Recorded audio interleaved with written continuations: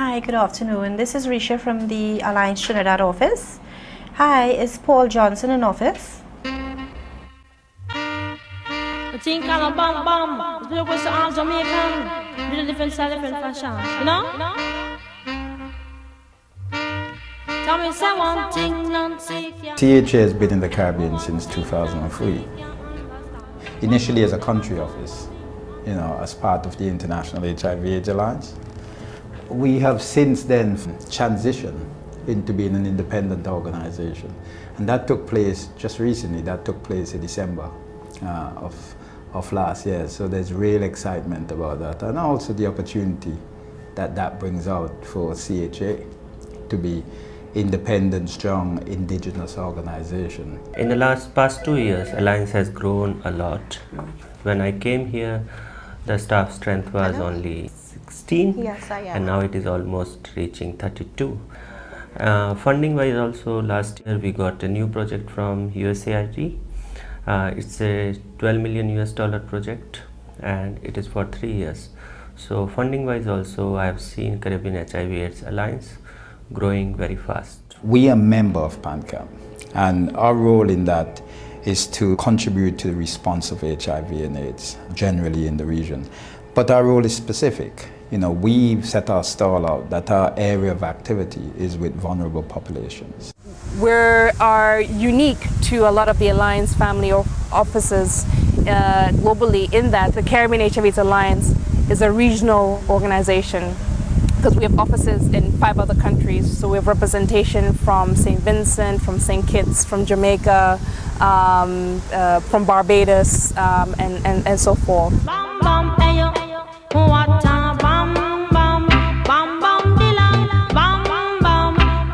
So when we go from one country to other, there's the assumption that we can move, because it's called the Caribbean, that we can move from Trinidad to Jamaica and operate the same model.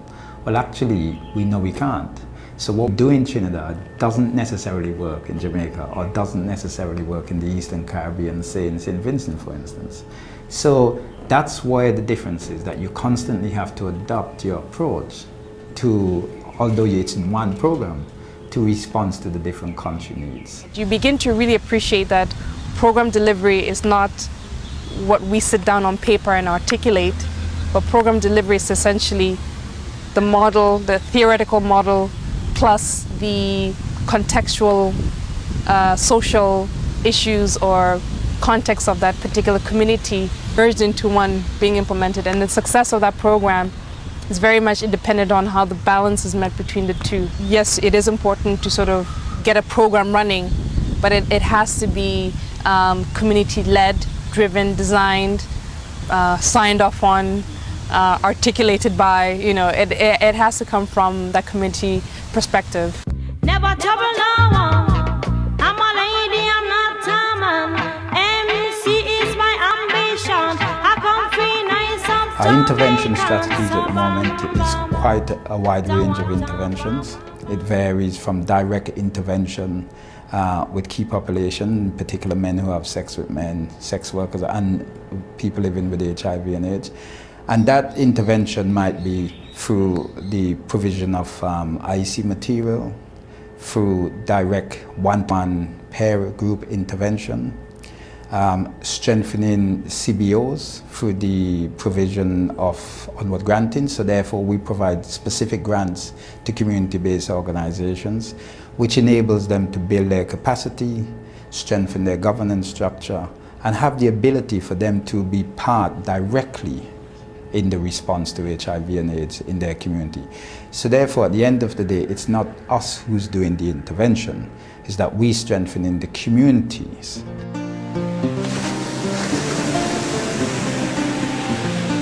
Islands in the sun, islands in the fun. The existing organisations that are there are community-based organisations. Often they're small, groups of people who live with HIV, or just generally members of civil society who come together, and they don't have resources, they don't necessarily have the capacity, but they know they want to affect change in their community around HIV. So we work with them to try and realise their aims. through providing technical support, some small grants that they can utilise as they desire.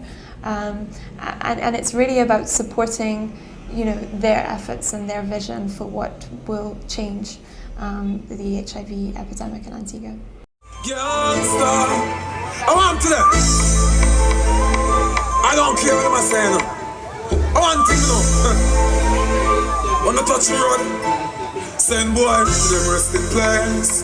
A skeleton in our face. When youngsters touch the road, they clip them. In Antigua at the moment, we've got 2 onward grants that we're in the process of. One is with Gender Affairs. Gender Affairs is an organisation which is government run, but it's incredibly progressive, and it works very closely with women who are affected by domestic and gender-based violence.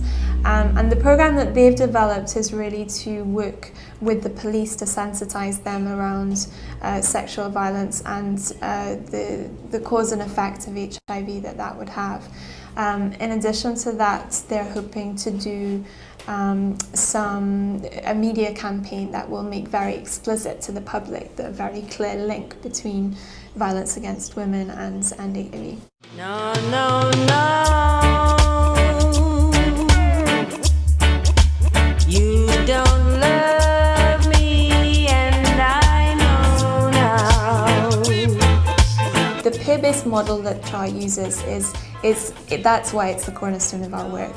Accessing groups who experience huge levels of stigma is a lot easier if the person who comes to that other person says, well, hey, I carry this burden with you, and you know, I can share your experience.